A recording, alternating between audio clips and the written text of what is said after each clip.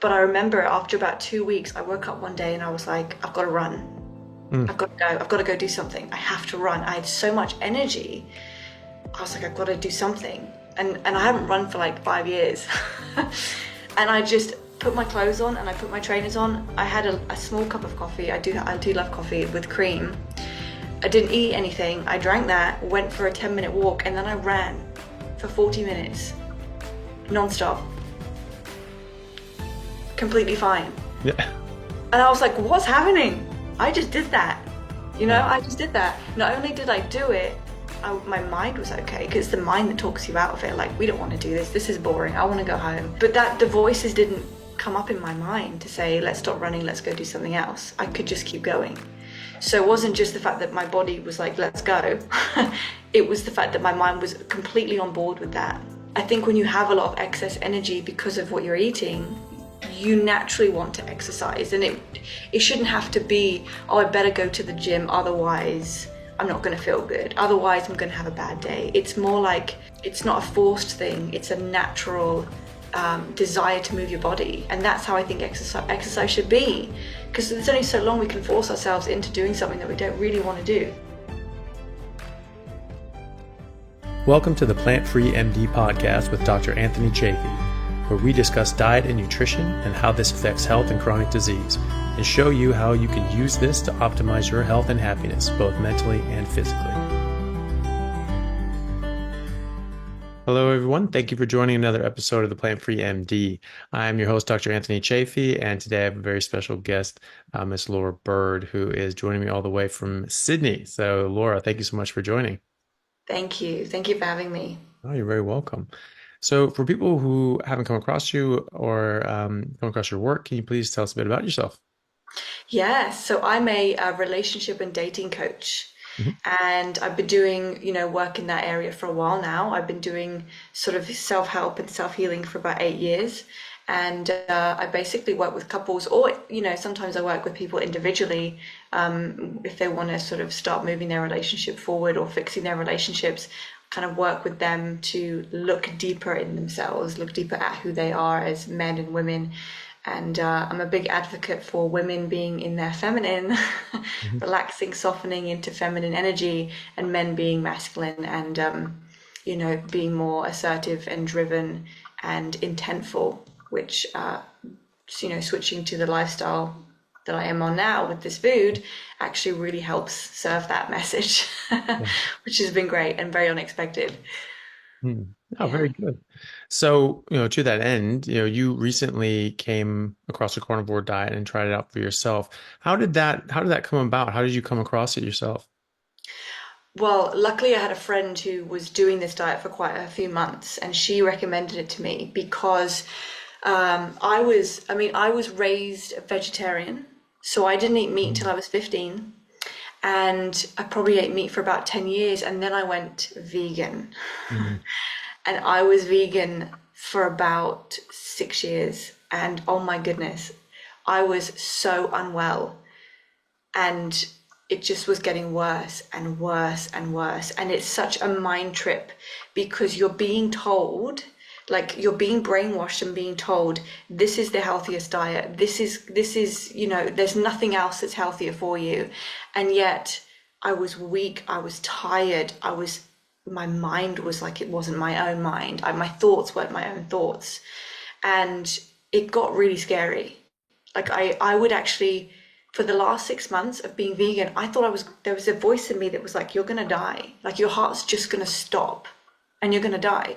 And you actually get used to that voice. You don't even realize that that's a voice in your head until it's not there.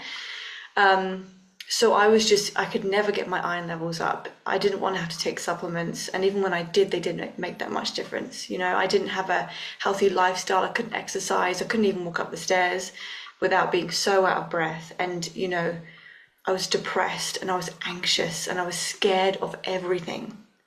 And I just hit rock bottom. And I messaged a friend of mine in America, and I told her how I was feeling. And, she was vegan and raw vegan for a while as well. And she said to me, well, do you know Anthony Chafee? Do you know Ken Berry? And I'm like, no, like, enlighten me. Who are these gentlemen? And she said, well, I went from vegan to carnivore, she said, and all my health, like my health started to get better, my thyroid started to get better, I started to get my energy back. She said, maybe you should look into it. And you know, when you just kind of know, like something in me said, oh God, please, anything. I'll do anything. I'm desperate. I don't care. Vegan minds everything out the window when you're that desperate. Mm. And and so that's what I started to do. I started to bring meat back into my diet, I'd never eaten a steak in my life, Mm. so I didn't know what I was doing. But I cooked one and I ate it, and my whole body just went, "Thank you so much, thank you." Like the nourishment, you could feel it go through your veins, and I felt it in my bones. I was just like, "Oh my God, this is life." Mm. And so I started doing that. I started having steaks for breakfast, steaks for dinner, salmon and loaves and eggs, getting eggs in, and I didn't do carnivore for very long then. I think I did it for about maybe a couple of weeks, and then I was like, well, I should eat vegetables, right? I mean, that's what they tell us. I should read the voice is like, yeah, but Laura, you can't just eat meat and butter. Like you have to have broccoli and you got to get, spinach and all this stuff. And so I started adding that back in, and then eczema, psoriasis, anxiety, all these things just came back. And so 4 months ago, I just thought, you know what, I'm sick of being sick. I don't want this anymore. I have my energy back. My iron levels are fine, but there's something in me that's not okay. It's difficult to explain it, but it's like a cloud, and we're so used to it. And so I thought, I'm just gonna try carnivore, Yeah. and it's just been the easiest. It just feels like such a relief to be eating this way. Mhm. It really does. Yeah. Yeah, Oh, that's amazing. yeah. It's wonderful to see people like yourself and like your friend who have come from a plant-based diet, veganism, vegetarianism, Mm, and then be open-minded enough to sort of switch and go like, oh, this goes against everything I've always been told. However, things aren't working the way that I've always been told.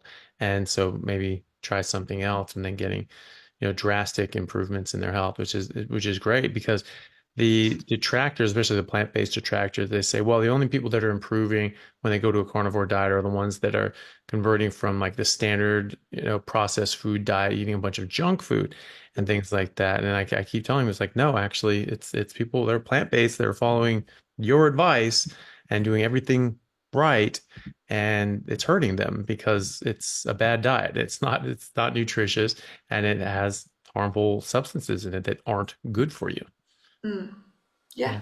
yeah. Well, when my friend first said to me, vegetables are poisonous, Mm. I was like, what? Yeah. Wait, what? Your brain, because we're told, like I always say to people, go against what you're being told in society and you'll be healthy and well. So if they say don't eat red meat, you probably need that every day. And if they say eat vegetables, you probably don't really need to eat them. I always kind of think just go against what they're telling you and then you're gonna win. Yeah. You'll win. Yeah. So yeah, when I first heard that, I was like, that can't be right. But then when I started looking into what you were saying and what other people in your field were saying, I was like, oh, that actually kind of makes sense because whenever I eat them, I don't feel well. Mhm. My stomach would bloat and I'd feel heavy and I'd feel tired and and I don't want them anyway. I don't want them. There's no part of my body that's like, yes, carrots, like, yes, spinach, let's get, it's more just like, okay, I better be a good girl and do what I'm told rather than what my body's asking for because my body was asking for steak. My body was asking for fish and omegas. It wasn't asking for vegetables. It was saying, please, I don't, when I was vegan, I barely ate anything because they put these, I mean, here in Australia, it's actually very, I'd say vegetarian based, Mm. vegan vegetarian based. And they put these Buddha bowls in front of you with all this cabbage and spinach and quinoa, and I'm like, there's people around me eating it, and I think, how are you excited about that? Like, what I used to think there's something wrong with me because everyone there is like, oh yeah, this is so good. I'm like, Mhm. really? Am I broken? Because I'm like, I don't want this. I don't want this at all. Like, there's nothing in me that's like, yes. So I do feel like we have it in us. Like, it's very important to listen to what your body is asking for. And my body was asking for meat most of my vegan years. Mhm. I just ignored it. Yeah. Yeah. Well, I'm glad that you talked to your friend and then came around. So that sort of raises the question. what are some of the health issue? Well, as much as you'd like to share, some of the health issues that you were going through that, and how did they change or come around, or maybe some are still persisting since you've gone carnivore? I actually have a list on my phone. I don't know if I actually still have it, but when I first Wow. started to, when I changed it, I won't read them all out because it's quite a long list. Oh, wow. But it was, oh yeah, look, sometimes this is, can you, I don't know if you can see this on the camera. You can see how Oh, long the there we list. go. Oh, yeah, there it is. Yeah. It's a Oh, long list. yeah. Yeah. So it was no appetite, achy joints, stiff joints in ankles, hair falling out, itchy skin. I'd feel like bugs were on my skin. Hmm. That happened when I was vegan. Psoriasis in my ears, acne around my jaw, acne on the forehead, consistently thirsty, pins and needles in my hips. I'd wake up and I wouldn't be able to feel my hips. Exhaustion, depression, consistent sore throat, nausea, weak elbows, inflammation in my calves. This has all gone down. And actually, I haven't looked at this list since I Hmm. started, so this is interesting. Yeah, my achy joints, that's gone. Hmm. There's no achiness. Hips haven't gone numb. That was a really odd thing. Psoriasis has gone down. Right. It's just not flaking as much. I haven't had the bug thing. I used to feel like there was something crawling on me, like there was literally something in my skin. Yeah. Creepy. It's weird, creepy, good word. Yeah, Yeah. it was literally like creepy crawly in me. Um, yeah, and all my acne went. Yeah. So I literally had acne all here, and I had Mm-hmm. literally, you could feel my forehead, and it was like sandpaper. It was like bumps Mm. all through here for years and years and years, and it's just completely gone. It's just smooth now. So my joints don't ache anymore. I used to better not hold my phone Oh, wow. because yeah, like if you do this and it's kind of slightly pulling on the joints, that would actually cause pain, and I'd have to hold my phone like this and type. Hey. And I'm on my phone a lot with my work. Hmm. So that's gone. Yeah. The pins and needles has gone. The inflammation in the joints has gone. I'm sleeping like a rock star. I'll literally, the lights go out at 10 and I'm out. Like Hmm. no one, nothing can wake me up. And normally I'd be quite alert, but I'm out. And I wake up like, wow, you can feel it, like I've been asleep. Hmm. I've really slept. And that changes your mind as well, your mindset when you've had a good night's sleep. And yeah, the itchy skin's gone down, the psoriasis has gone down, the eczema's gone down. It doesn't flake like it used to. Hmm. And it's my mind. The mind is my mind is the biggest change. Hmm. Because although I feel like I've got my body back, I've got my strength back, my mind is back, and I can exercise again. And exercise is such a weird one because, again, it's what society says. Well, you better get to the gym, you better go for a run, you better go to that yoga class, otherwise you're a failure and no one's going to like you. Like, these are literally the voices that we have in our head. Mm. And I couldn't exercise. I didn't have the energy to exercise, and I didn't have the energy to argue with myself to make myself exercise. So I just didn't. Like, I lost all appetite for exercise. And after the first 2 weeks, I was exhausted. The flu. I was literally like, I can't move. I can't do anything. Luckily, I worked for myself, so I could just, make my own schedule. But I remember after about 2 weeks, I woke up one day and I was like, I've got to run. Mm. I've got to go. I've got to go do something. I have to run. I had so much energy. I was like, I've got to do something. And I haven't run for like 5 years. And I just put my clothes on and I put my trainers on. I had a small cup of coffee. I do love coffee with cream. I didn't eat anything. I drank that, went for a 10-minute walk, and then I ran for 40 minutes, non-stop, completely fine. Yeah. And I was like, what's happening? I just did that. Wow. I just did that. Not only did I do it, my mind was okay because it's the mind that talks you out of it. Like, we don't want to do this. This is boring. I want to go home. But the voices didn't come up in my mind to say, let's stop running, let's go do something else. I could just keep going. So it wasn't just the fact that my body was like, let's go. It was the fact that my mind was completely on board with that. And I think when you have a lot of excess energy because of what you're eating, you naturally want to exercise. And it shouldn't have to be, oh, I better go to the gym, otherwise I'm not going to feel good. Otherwise I'm going to have a bad day. It's more like, it's not a forced thing. It's a natural desire to move your body. And that's how I think exercise should be, because there's only so long we can force ourselves into doing something that we don't really want to do. Yeah. So when it's a natural byproduct of all the energy you've got, I was shocked. I couldn't believe it. I was like, wow. And I didn't have any achy joints. The next day I woke up and I was like, oh no, Laura, are you going to be able to get out of bed? Is everything going to be like tense and sore? No achiness, like nothing. I was shocked. Mm-hmm. Nothing. So I was like, my body's recovering. It was okay. And it's such this is how the human body should be working. Mm-hmm. Yeah, absolutely. I Yeah. think that's one of the things that upsets the most people online.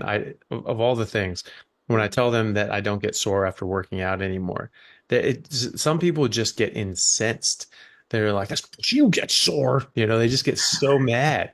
And it's just like, no, you really don't. Like that's a weird one to just make up, especially because it's so easy to just call bullshit on, because people just say, hey, look, I've been doing this for 5 months and I'm sore as hell. Like nothing has changed. That's an easy one to disqualify, but it's true. And when people do it, they just stop eating plants for a couple of weeks, usually about 2 weeks. Then no soreness after they work out. You can injure yourself, but just that soreness, that next day soreness, the 2 day soreness sort of thing, just doesn't show up.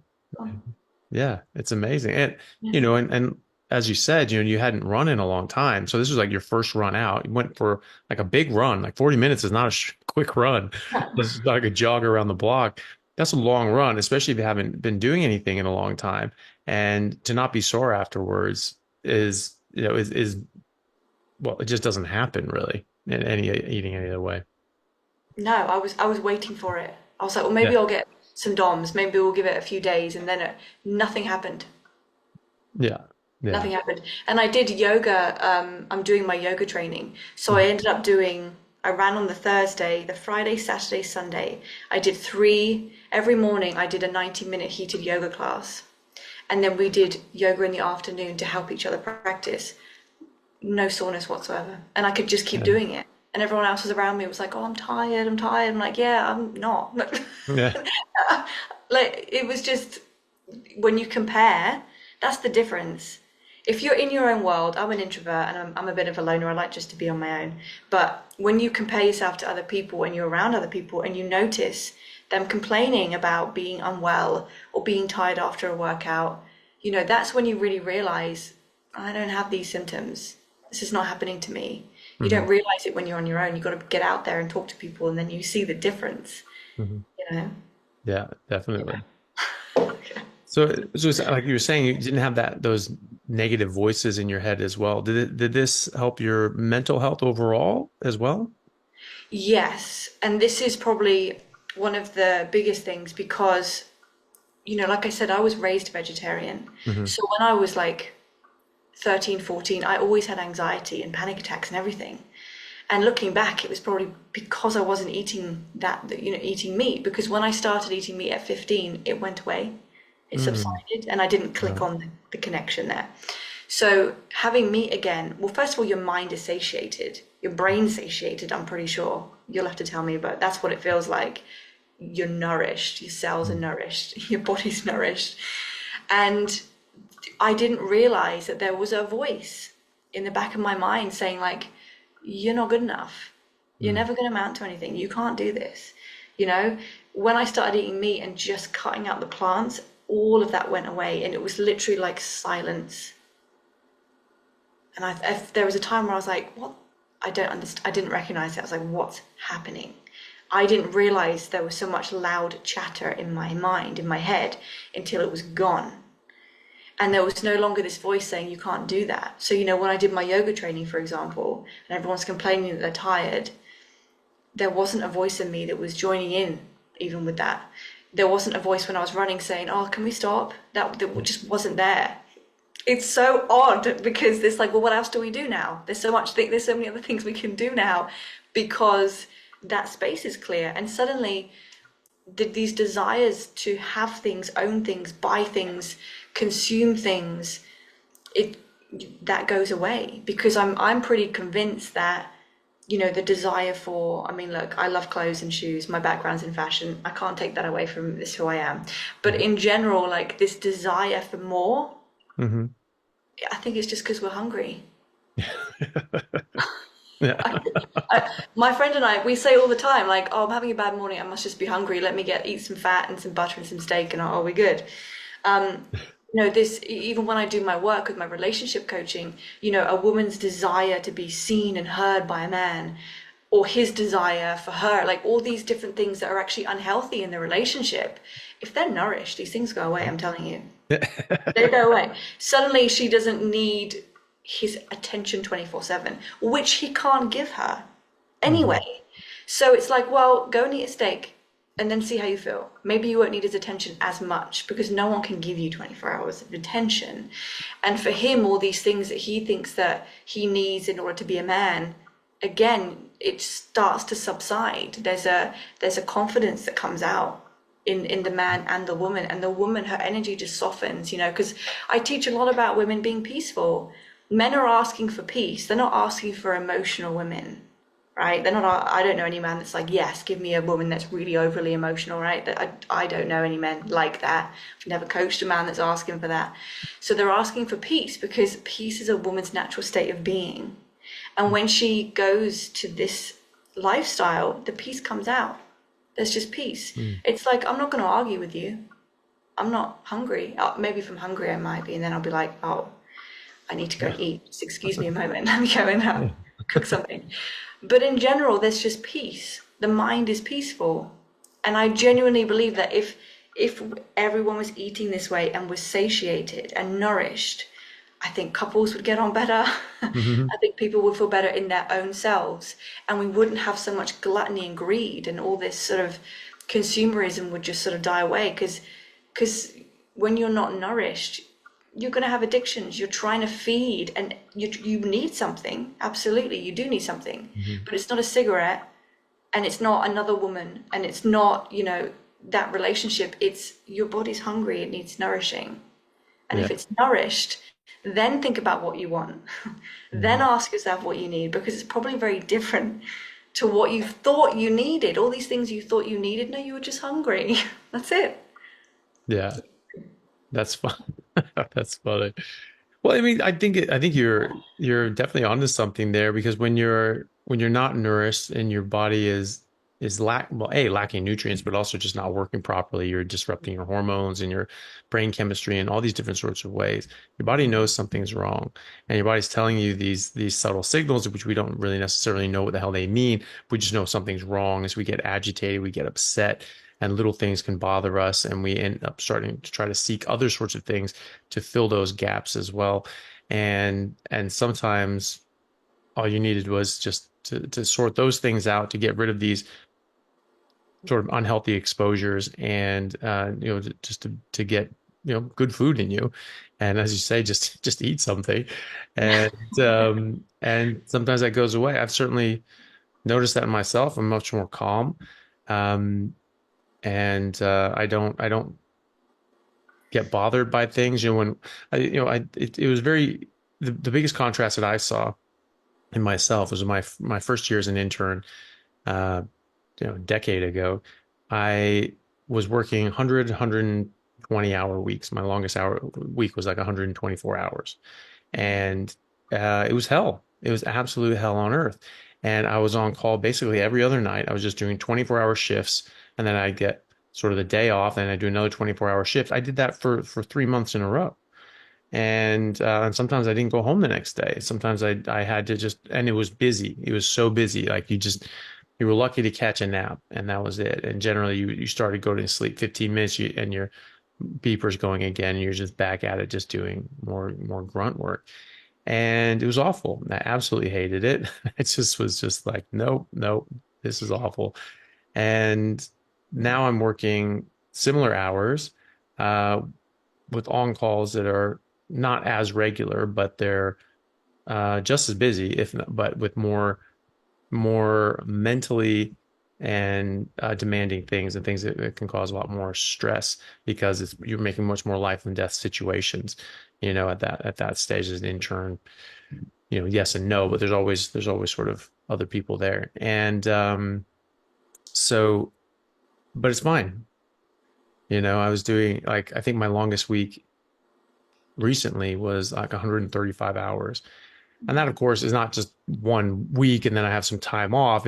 That's straight into the next week, which is similar length, So it's just constant. You're not getting any time off. You're not getting any time to take a breath. But it was fine. I was able to deal with it. You were able to shoulder that load. And so it was just a very different experience and my own perception of it.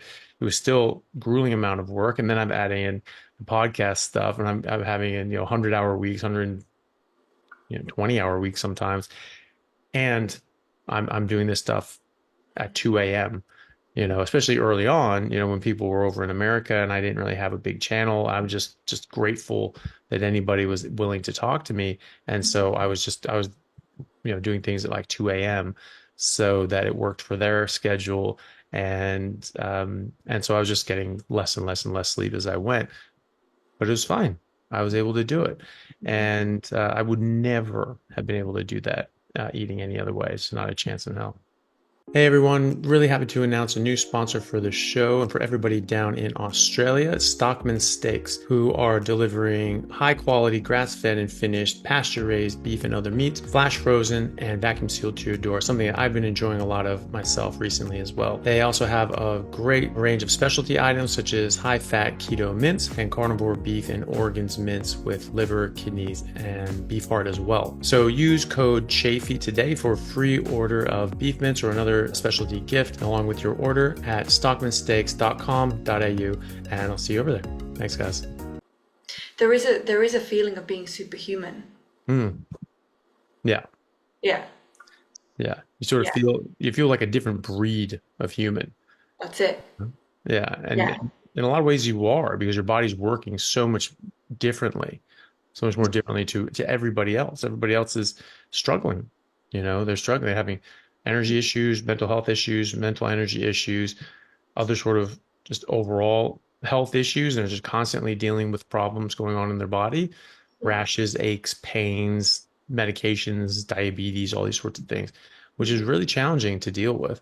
And which is always funny to me when someone says, yeah, it's so difficult to do a carnivore diet. It's so restrictive. It's so this.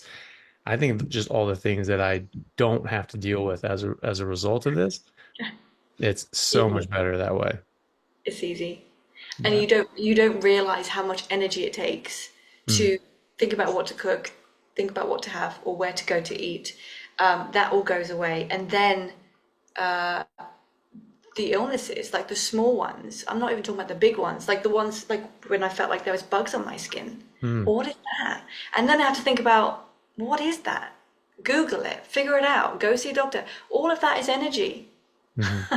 No wonder no one's happy, because we haven't got time to do the things that we really want to do, because we're too busy trying to like keep up with all of that stuff. So when that goes away, it's like, oh, so now I've really got time to do things. And I mean, I must admit, it's probably my ego, but there was a part of me that was like, wow, I can overtake everyone. Everyone's so sick and they're tired and they're anxious, and I'm not. Let's go, because I've been working with my business for 8 years, and as a vegan, it's like, okay, I've got to speak to a client. Come on, Laura, try and at least sit up straight, because I was like this. Sitting up straight was tiring, and I'd have to really try and concentrate, and then put out content, and then do podcasts and things. Whereas as soon as I switched my diet, I was like, I'm ready to show up. Right, we can do 5 clients a day, no worries. Let's just get it done. Help people, get some content out, go live. All this energy, you feel superhuman. You really do. But you also can see the agenda. It's like, oh yeah, I see why that's been pushed. Because if you're that anxious and your mental health's really as bad as mine was when I was vegan, for example, I can be controlled very easily.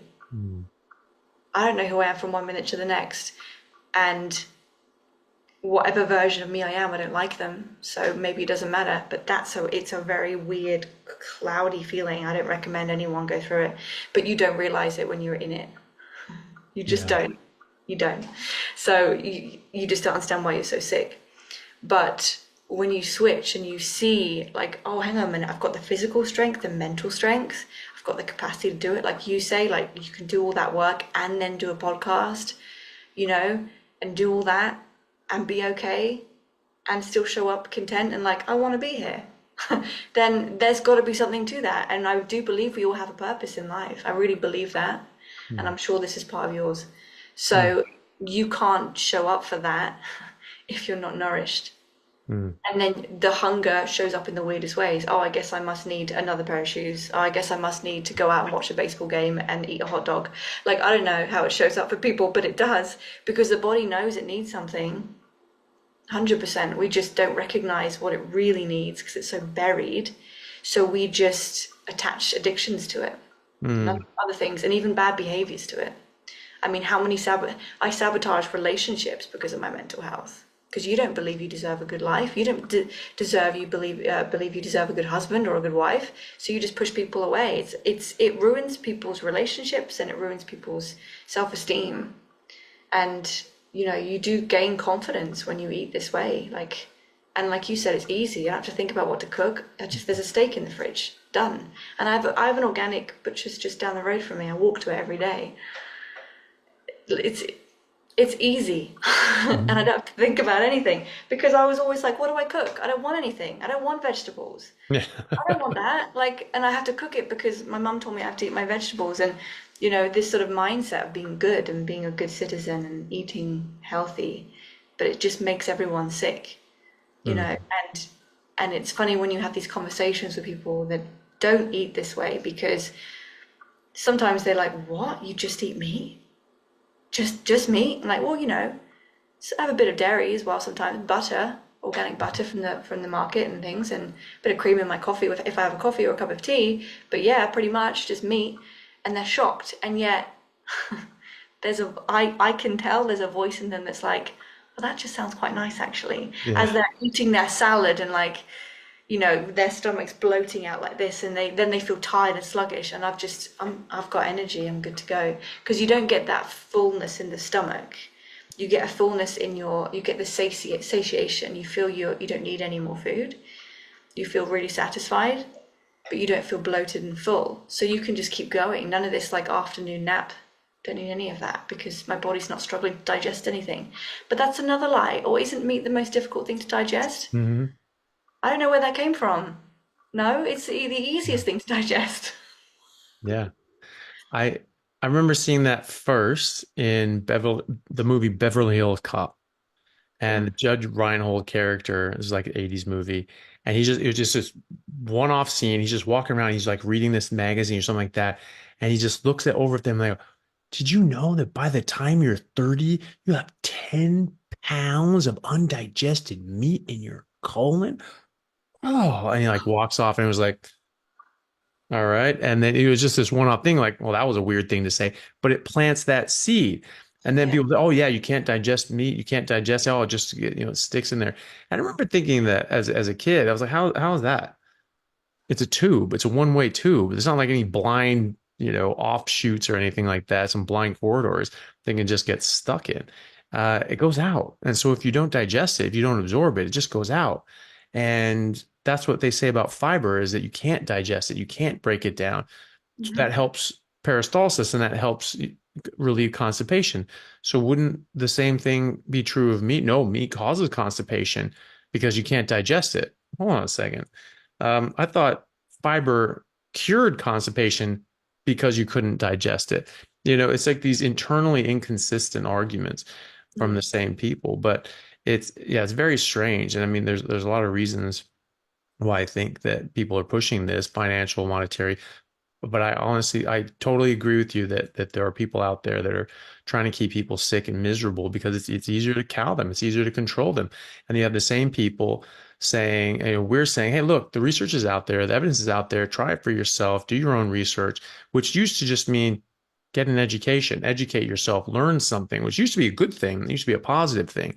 And now people are saying, no, don't do your own research. Just listen to what, teacher tells you. That's it. And that's insane. So you're telling people to be ignorant, and you want them to be ignorant. And that should tell you the whole game right there as well. Because one of the oldest sayings in the world is keep people ignorant, you keep them under control.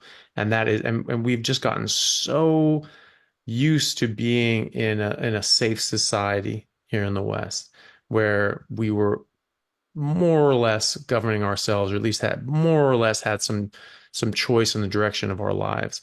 We weren't living in oppressive autocracies, which were every other country on earth since the dawn of civilization, apart from a few bright spots here and there. And we were in one, but it's fading. And the totalitarians, they never went away.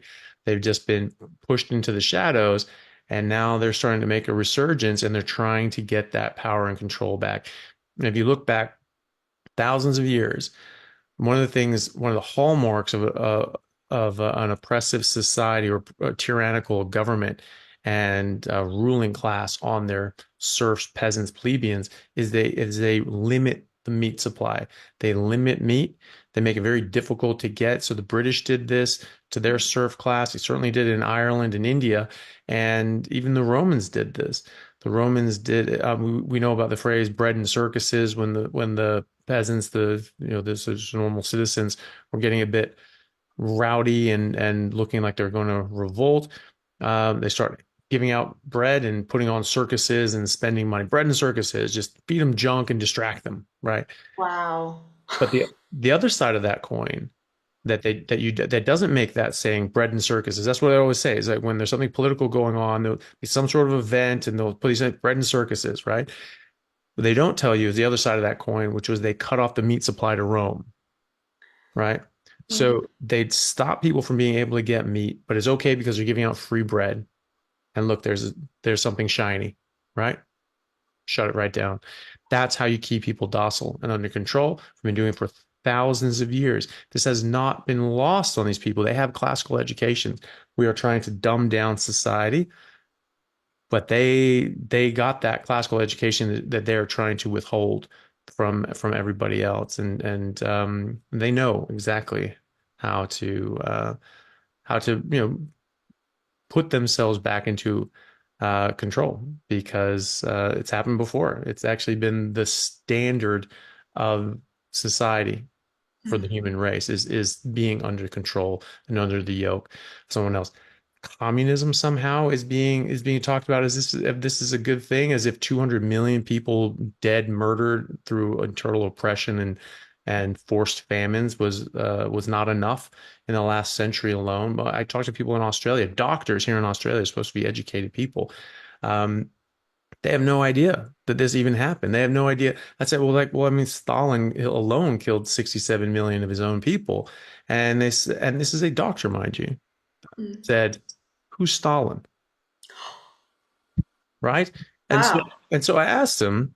The guy was probably late 20s, 30 maybe, so old enough, and he was saying, Yeah. yeah, we should have communism. We should have a socialist communist society. And a very nice guy, obviously very well-meaning, but didn't know the history, didn't know what he was really asking for. And so didn't know who Stalin was. And I said, okay, do you know who Hitler was? And he's like, yeah, well, of course I know who Hitler was. And I was like, well, then of course you should know who Funny to Stalin think. was. They were contemporaries. They were Yeah. both Marxists. They were allies in World War II until Hitler betrayed Stalin, invaded Russia, and he killed 10 times the amount of people that Hitler did. So how the hell don't you know who Stalin is? He was one of the greatest mass murderers of all time. And but that's the thing. We're not teaching people this stuff. We're keeping them ignorant. And so we're not allowing this stuff in schools anymore. That was taught to me. I knew that since grade school. I grew up in the 80s. I was a young child in the 80s when USSR was still there. I remember the Berlin Wall coming down. We had a piece of it. They were selling these things as sort of keepsakes and things like that, as mementos of these sorts of things. Or at Hallmark, the Hallmark store. I remember they sold them there. We got a couple of those things. We have these pieces of the Berlin Wall. It's a big deal. And now this person's 10 years younger than me. Has no idea who Stalin is or what the USSR was. And that's scary as hell because that's how we go back and repeat that. If anyone doesn't know about that, read the Gulag Archipelago by Alexander Solzhenitsyn. Whatever you think the depths of depravity and evil that humanity can ever stoop to, whatever you think that is possible, it doesn't hold a candle to what actually happened and took place with normal people on a daily basis during the USSR and their gulags and slave labor encampments. They're still existent now in China, and we have mass murders of people like the Uyghur Muslims in China, and it's like 1.5 million people or something like that got put in these slave camps, and probably a lot of them murdered. And we heard about this. It made international news, and it just sort of went away.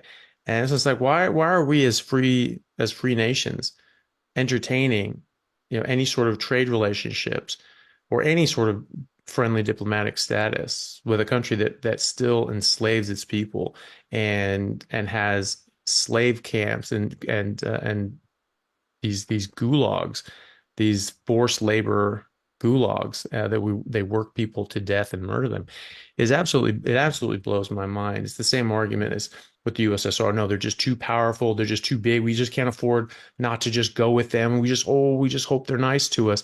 That's what we said about the USSR, And then when we really started to go and say, no, we're going to show you what we can do, and that this isn't going to work for you, and the USSR collapsed, right? Well, now we're saying the same thing about China. Oh no, we couldn't possibly. Yeah, you can possibly.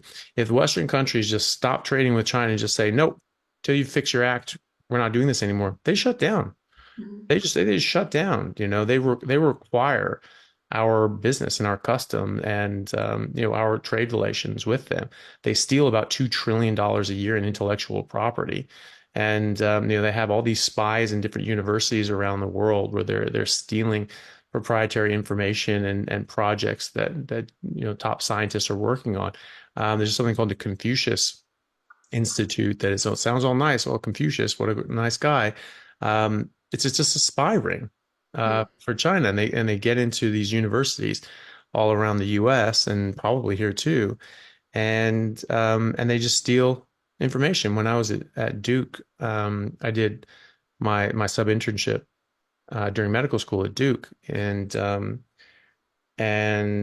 around that time, I don't know if it was exactly that time, there was one of these students. It was like sort of went in as a grad student, and then all of a sudden, just one day, just wasn't there, didn't show up to work, and the lab was ransacked, and all this data was taken off the computer, and they were just gone. They were just out of the country, and that's what they had done. There's this professor who had been working on this new piece of technology that was super top secret, and they infiltrated it, took it, stole it, took off. Like that, they just do this. It's not a one-off. $2 trillion worth of intellectual property a year they get stolen. So yeah, it's I agree with you that that there are people out there that are trying to keep us sick, and certainly for profit. There's a lot of money in this. There's multi-trillion-dollar industry in this processed food garbage industry, and a multi-trillion-dollar industry in the pharmaceutical side of things, the medical healthcare side of things. I think there's 5 non-communicable diseases that Harvard School of Medicine looked at for a study. It was cardiovascular disease, pulmonary respiratory disease, diabetes, type 2 diabetes. Well, it just said diabetes, but predominantly type 2 diabetes, mental health issues, and what was the other one? Cancer. Yeah, obviously, can't forget that. Yeah. So 5 major ones, but that's certainly not everything. And they found that worldwide spending on just those 5 issues was going to top $13 trillion in spending for just treating these sorts of diseases by 2030. And we're sort of close to that now. But then in the opportunity costs and just people being sick and not being able to work and doing those sorts of things, that we're going to lose out of the economy about $46 trillion out of the economy from 2010 to 2030. And then just the premature deaths and lives lost and costs that occur because of that. That in 2011, I believe, 2010, 11, yeah, 2010, I think worldwide that cost the planet $22 trillion. And by 2030, it's supposed to be up to around $42 trillion. That's from the Harvard School of Public Health. And so this is mega dollars. I mean, this is one of the most pressing issues because it doesn't matter what your healthcare system is. No system is going to be able to survive the pressure of that growing burden to healthcare. And so there are a lot of people making absolute fortunes, just empires on the back of people being killed, sickened, killed. And then this just goes right hand in hand, with the monsters that are saying like, "Ooh, great! Since you got them there, and they're all weak and disabled, how about we go and institute a global tyrannical system that we get to be in charge of?" I don't think that they're unrelated. It's not a conspiracy theory if people are actually out to get you. Like, I mean, there are people talking about how, it's 2030, you own nothing and you love it. Like, what is that? Right? If I don't own anything and people don't own anything, that means you own something because somebody owns it. Let's not kid ourselves. Somebody Yeah. owns it. No, no, no. The people own it. Bullshit. The people own it, and they have a proxy, running it in the government that is made up of people, and there's people at the top of that, which then de facto own everything. And so if you don't own your own property, someone else owns your property. Don't kid yourself. So 2030, you own nothing and you love it. That's saying, hey, it's 2030, you're a slave and you love it. It's so great being a slave. It's so good.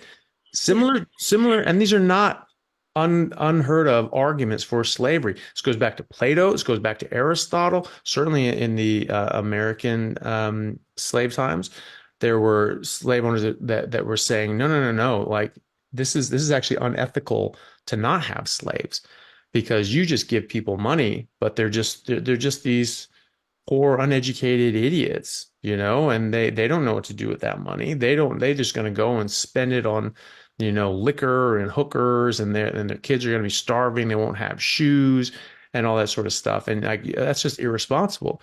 You can't do that. Like, we take care of our slaves. We raise their kids. We put clothes on their back, and, they work for us. We're all a family together and all that sort of stuff. And that's the arguments going on now. It's like, oh no, you couldn't possibly run your own life. You couldn't possibly ever be an adult. You need to live in your mom's basement for the rest of your life. And, that's what we'll do for you. And we'll just, and you own nothing and you love it. It's just so great. No, it's slavery, and it's miserable, it's misery, and it's been the state of humanity since the dawn of civilization. And you'll know it when it's gone. I mean, like you said, you don't really know when these little voices are out of your head. You don't even know that they're there until they're gone. You don't even know what freedom is until you lose it, and you will never, ever, ever forgive yourself for giving it up once you have. Yeah. And getting sick is losing most of it. People don't Yeah. realize until they get sick. Absolutely. Yeah. And that's the only thing that's the only thing that's going to be in the forefront of your mind is to find a way to become well.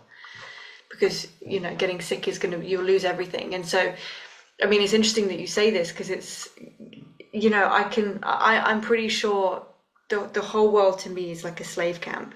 And they've taken, like what I remember studying like the Holocaust and stuff, and Nazi Germany when I was in school, and what they would feed the people in the concentration camps, it would be like these just grains just to keep them, alive. But they don't have energy, they don't have their mind, they don't have anything because you can't function on that. And if you look back even just, I don't know, 150 years ago, especially in England, which is where I'm from, the upper class families, they'd be the ones having the red meat. The royal families, the upper class, they'd be eating the red meat. And then you had the middle class that would have the grains and the chicken. So they'd have meat, but chicken is a whole different ball game to red meat. So it's like, it's good, but it's not gonna be your red meat. And then if you didn't have anything, if you were poor, it was bread. bread and grains.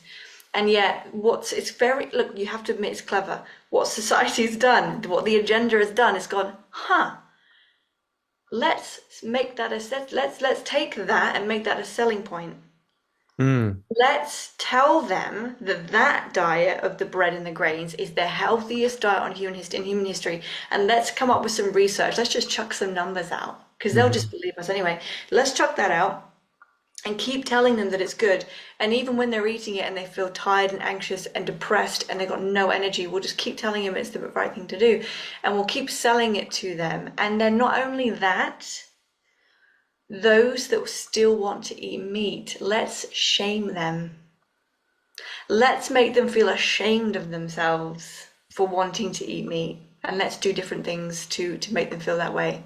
So you're taking both sides of the spectrum and you're amplifying everything. We'll shame the people that want meat, and we'll praise the people that want to eat the grains and the bread, and we'll praise them so much they'll because there's the vegan pride. Well, but I'm vegan. When someone's a vegan, right? They tell you, I'm a vegan, so I'm better than everyone. And it's like, no, you're more tired than everyone. It's an illusion, and it's a way of making someone maybe feel important in their life. I'm vegan, look at me. Yeah. Okay. Okay, fair enough. But it's like they literally took that and just shone a light on it and said, do this, do this, do this. And what it's done is it's created a world of people that can't think for themselves. They learn through their phone. So I can literally go on TikTok right now and say anything.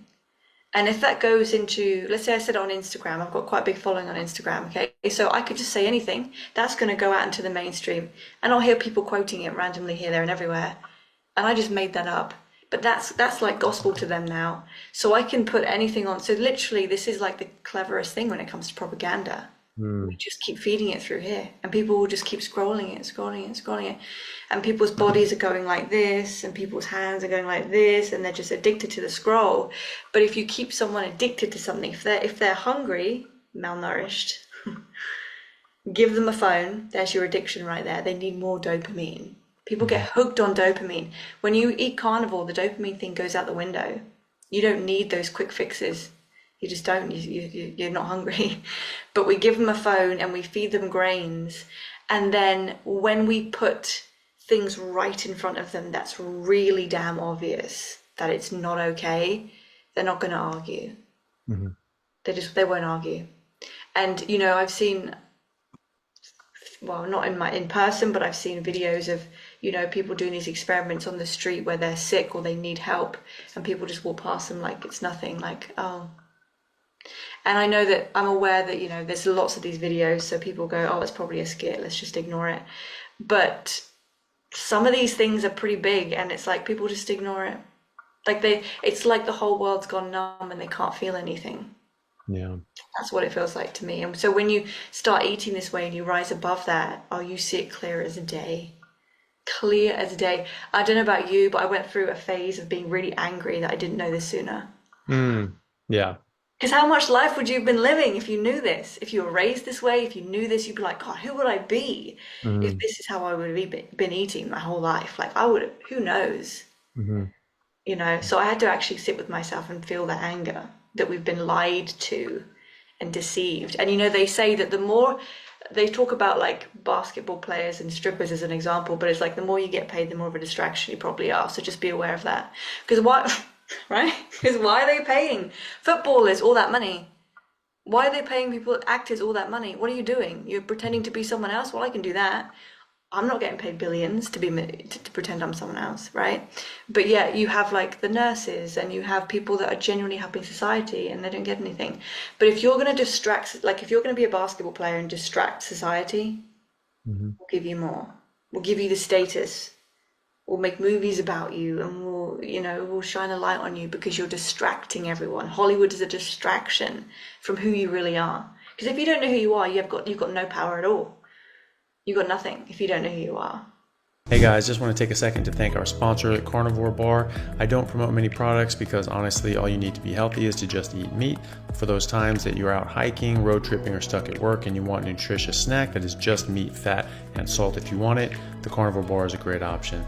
So I like this product not because it's just pure meat, but also because I want the carnivore market to thrive as well. And the more we support meat-only products, the more meat-only products there will be available in the mainstream. So if this sounds like something you'd like to get behind, check it out using my discount code Anthony to get 10% off, which also applies to subscriptions, giving you 25% off total. All right, thanks guys. Yeah, that's really interesting too.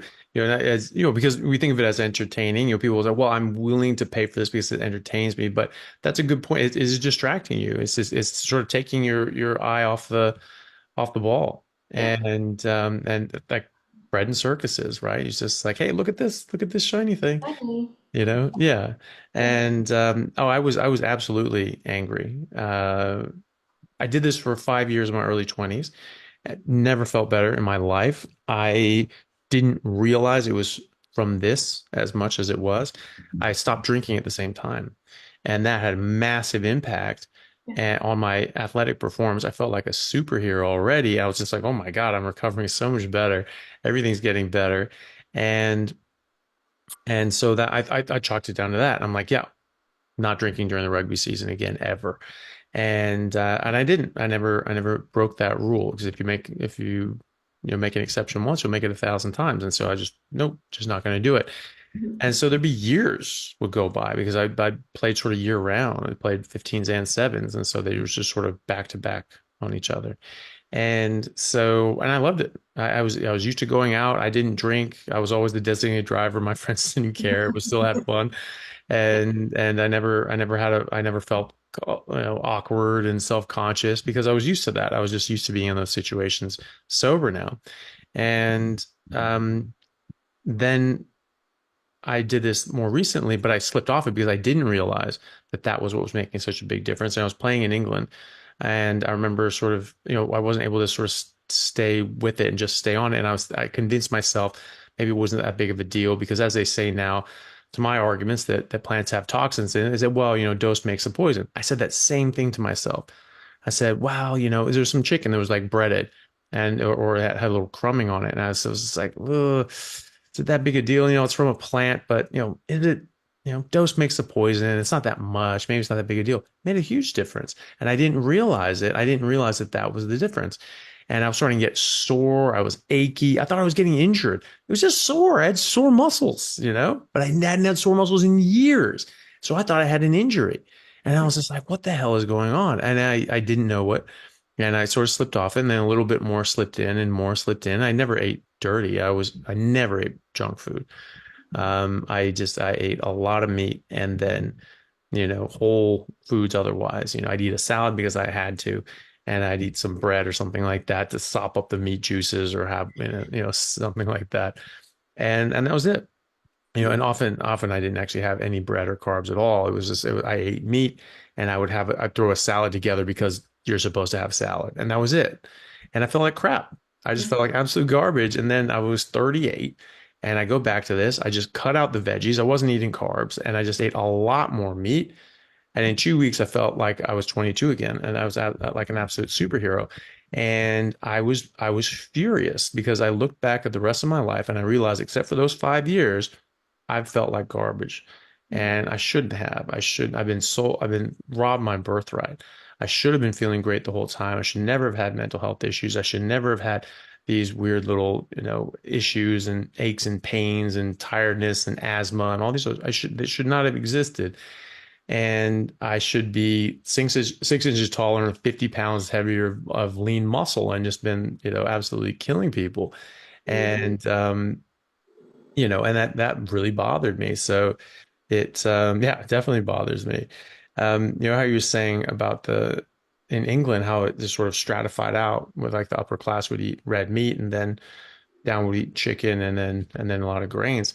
Yeah, I mean, I was just thinking back on how it was set up with like the surf class as well in Europe as well. It was like, the commons were for the common folk. That's where you grew grains, and that's what you were paid with really. And you just sort of The serfs were tied to the land. They were bound to the land. They're basically slaves. I mean, they're just slaves by a different name.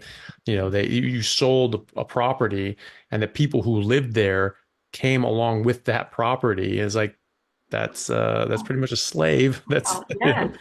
and so, but you weren't allowed to hunt. Those are the king's deer. Those are the king's woods. Commoners out on the common.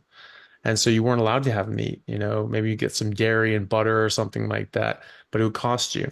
And it was the upper class who ate the meat and went hunting all the time and ate meat all the time because that was their privilege. And we sort of got with sort of free market systems where people will say, hey, people want to buy this, I can produce this. That makes me money. That helps them. Great. More people want meat. We just produce more meat. Great. And it worked. And, and meat prices and things like that, food prices came way down. And now they're trying to go back the other way. They're trying to make the plant-based stuff cheap as hell. And they're trying to ratchet up the meat. And it's, I think it's exactly for that reason. They're trying to make this cost prohibitive for the lower classes and to keep the majority of the populace sick and enslaved. And like you said, if you're sick, you really don't have any freedom if you're sort of trapped inside your own body and you don't have the mobility and you don't have the mental energy and you're just sick all the time and you're just like, I can't deal with that right now because I have too much to deal with already. And it's really sad. And I see people all the time in my profession where they live like that all the time. Even people that have had injuries or disc protrusion pushing on a nerve, and they're in such a large amount of pain that they can't leave the house. They're on tons of medication. They can't work. And the system is right now here in Perth anyway, in our neurosurgery department, it's a 4.5 year waiting period to get in to be seen for the first visit.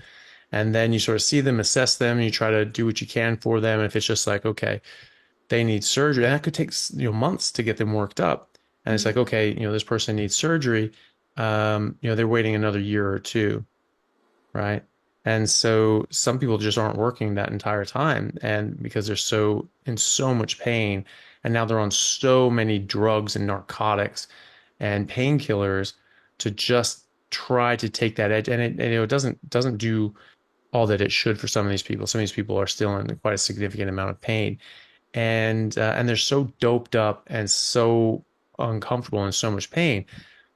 They just don't do anything. They have nothing to do with their life. They all put on weight, and they lose their jobs, and they don't have any sort of, and they're just on the dole, and that's it. That's their life for 5 years while they're trying to get this sorted out. I mean, it's that is being a slave and trapped inside your own body. Yeah. Um, That must be tough for really you to, sad. because if they just switched what they were eating, a Yeah. lot of it's going to go away. So that must be difficult for you to be in that situation, Mhm. right? I'm assuming you can't really give that advice. I don't know how it works in your industry, but I'm guessing it's not really, I don't know if it's maybe not the place for you to say that, or whether it's not welcomed, or It depends. In my own practice, I get to say whatever I want. okay. And so, um, but when I'm at the hospital and it's, these are like public patients and it's the hospital system and things like that, yeah, then you're more limited in what you can talk about. Sometimes, when it does come up, like I just do talk about, especially when people have refractory pain where they've had surgery, they had the decompression, and it's not getting better because the nerve has just had permanent damage. And you just let them know and say, hey, listen, this is something that you could look into. If you just change your diet, you cut out the carbs, you cut out the sugar and alcohol, this actually reduces inflammation a lot. Your ketones go up, and that suppresses inflammation as well. And that can help. And here's some videos of all these people that have recovered. Look in the comments. There's hundreds of people in your exact situation that have improved their health. It's worth a shot anyway. And so I think because, well, it is evidence-based medicine. I mean, that those are all facts. And we have, controlled trials and interventional trials in humans showing the benefits of ketogenic diets for specific medical outcomes by the thousands. It's the most rigorously studied diet in the world. And it's the only diet that's actually been rigorously studied. The plant-based diets are all just nutritional epidemiology survey studies. They just say, hey, what'd you eat last year? You know, and they say, oh, you had pizza, you had fast food, you had lasagna, you had sandwiches, meat. That's all meat. Those things can have meat in them. Therefore, you eat meat. So, it's fraud, and they get to say whatever they want with them. But when you actually do a controlled trial or an interventional trial and you compare that against the standard outcome, you can't mess around as much. It's not as easy to do that. And so the ketogenic diet is really the only one that has been tested as rigorously in as many trials. And that's a meat-based diet because you're getting rid of carbohydrates. What are you replacing with? Fat and protein. Where does that fat and protein come from? It comes from meat. I mean, you could do it with plants, but they don't. None of these studies do because it'd be next to impossible to have you just drinking canola oil and taking massive amounts of supplements and things like that to get enough energy and nutrition. And they just don't. They just don't do that. So all these ketogenic diet studies are meat-based. They're animal-based diets. They're whole food, high-fat, meat-based diets. So it's carnivore with a side salad. It's carnivore light. It's the most rigorously studied diet on earth, one head to head against the DASH diet, is shown time and time and time again to beat against, to win out on all these different sorts of outcomes for like low fat, high carb diets and things like that. Calorie controlled, all these sorts of things, just again and again and again and again. And so, this is evidence-based medicine. And so I feel when I see these patients that it wouldn't be ethical for me not to say something. And, especially things like cancer and things like that. I want to get a trial going, to study this. I mean, there's already, 24 human trials on GBM, glioblastoma, which is the most aggressive form of primary brain cancer. It's also the most common, which is not great. And so I want to get sort of trials with that going because there have been quite amazing success stories of individuals, but also case series and even interventional trials and randomized controlled trials in humans. It's just they're smaller, and so now we need a bigger one. And but there are already major institutions such as Cedars-Sinai Medical Center in America, which is one of the major hospitals in America, who use ketogenic metabolic therapy as a treatment in their arsenal against cancers of all description. And then Paleomedicina in Hungary, they've famously been using this for 15 plus years and having amazing results. And as a first line treatment, not just waiting for them to be just so shattered by chemo radiation and multiple re-resections. That's just like, well, you could always try just not eating sugar, see what happens, and then they end up doing so much better. It's first line. They just get in right in away, like, hey, get on this right away. It actually can be used as an adjunct to chemo and radiation because actually being in ketosis or in a ketogenic metabolic state with high ketones actually protects your body from chemo and radiation, the damages of chemo and radiation, and sensitizes the cancer cells to chemo and radiation.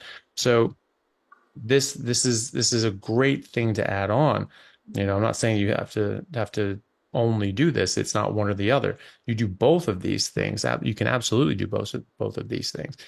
There's some people with GBM where they look at it and they just say, okay, well, I'll take the resection, great, but chemo and radiation, they're going to give me 2 months and extra, and the type of GBM I have isn't really all that responsive. It may not even give me that much, and they're like, I think I'll pass. And so some people are doing that, and there's 3 of them now that are alive, 10 years down the line that I've had on my podcast, and they're supposed to be long dead. I mean, 9 years ago, and so. It's something that I don't feel is ethical to not mention. And when people say specifically, is there anything I can do? Is there anything I can do to help this? Is there anything and they say this, is there anything, change the way I eat? Do I stop drinking? Do I this? Do I that? what can I do? Because they want some sense of control over their life because they've just been handed a death sentence and they want something that they can say, okay, I still have some sort of control in my life. And the very well-meaning oncologists will often say, no, no, none of that matters. Eat whatever you want, drink whatever you want. It doesn't matter. Right. And I know that they're saying this as like a nice thing of like, hey, yeah, just party, just live it up, just do it. They're not asking for a hall pass Mm. on to go to spring break. They're trying to be proactive in their help and have some sort of control in their life. And you're basically telling them nothing that they do will matter and that they're just going to die no matter what. It's just chemo and radiation will extend your life a little bit, and on average, you'll get 15 months out of it, and then you're dead. And that's devastating for people to hear. Their heads always go down when they tell me that they've been told that, and it bothers me. And so I always say, it's like, of course there's something you can do.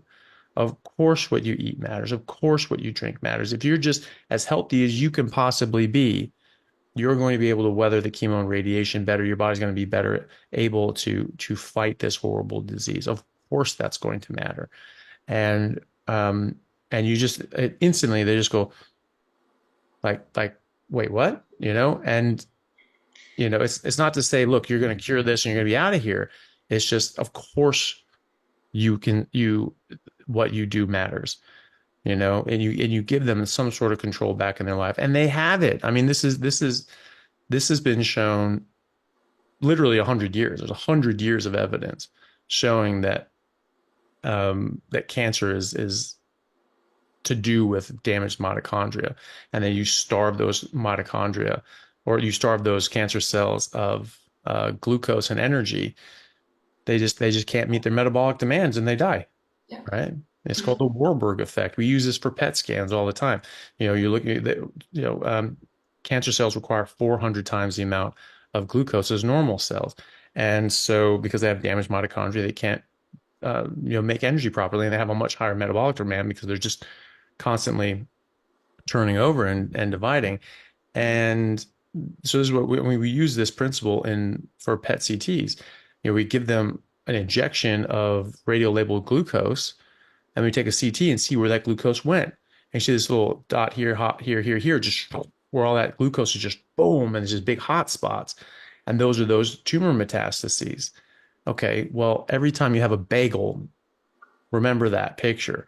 This hot spot here and hot spot there and hot spot there. You are feeding these cancers, and you're just dumping, fuel on the fire. And it's and so of course it matters what you do. Of course it makes a difference what you eat. And of course you have a say in that. And I can't not tell people that when they ask me to my face point blank, is there anything that I can do? Of course I have to say, you know what? It's preliminary, smaller studies, but some people have found that, these principles and all these sorts of things. Here's some resources. You can look into it yourself and find out more about it. I can't direct them on that in that setting because we're not set up to do that, until we get a trial going, which would be, I really, really hope can happen. In my practice, because I have a private practice in metabolic health, and just I get to address whatever the hell I want to address. And so I can definitely tell people what I think that they should do, and but otherwise, it's one of those things, like I don't think it's like something that you're going to really get into too much trouble about, because it is evidence based, and you can absolutely you can absolutely back that up.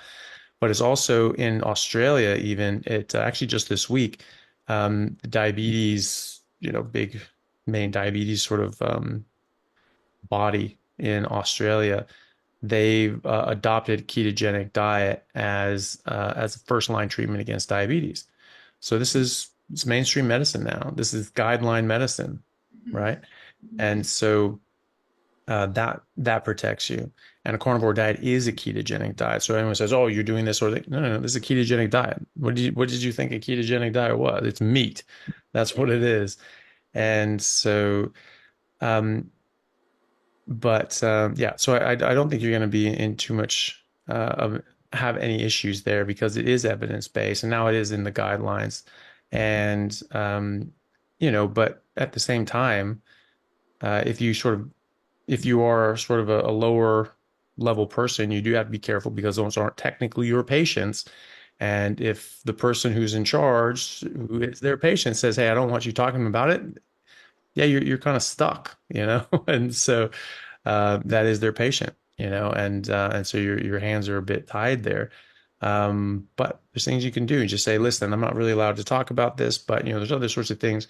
Why don't you just look up some of these things and just take a look?" That's all I'll say. And I just getting in trouble and pissing someone off is means less than nothing to me compared to allowing someone to die in misery and agony without any shot at hope and doing something that could extend their life and improve their health and not necessarily cure them, but just give them more time with their family and their loved ones. And sometimes people are, I mean, 10 years, a decade down the road where they shouldn't, they wouldn't normally be. And more people are in this category. And then all these other cancers that are not as aggressive as GBM. People are absolutely putting these things into remission, and they're foregoing chemo and radiation, and they're doing ketogenic metabolic therapy, and they're deciding to do that. And so how could you not tell somebody that? I mean, they have a death sentence, and you just say, "Ooh, my boss might get mad at me." You might need a new boss. I mean, it's just, like Yeah. just yeah. But it's amazing how people would rather be sick than give up sugar. Well, there's that too. Yeah.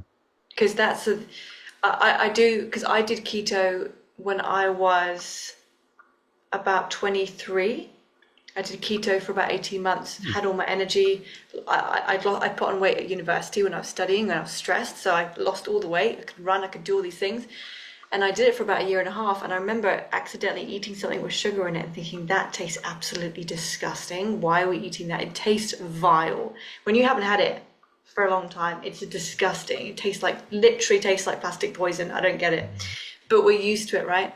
But I remember being on it for like 18 months and feeling good. But at that time, emotionally, I wasn't ready for it. I don't fit in anywhere. I can't eat anywhere and go out. I'm not the same as everyone else. I don't want to miss out on anything, FOMO. I don't want to miss out on eating chocolate with my partner, or, my boyfriend's eating M&Ms. I want an M&M or whatever that was going on.